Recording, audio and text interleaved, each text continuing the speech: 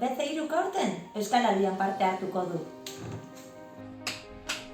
Bezeiru klima aldaketa ikertzen duen bikaintasun ikerketa zentroa. Aurten 3 harigune identifikatu ditugu. Komunikazio zaila Eta harrera. Eta administrazioa. Belarri prestak.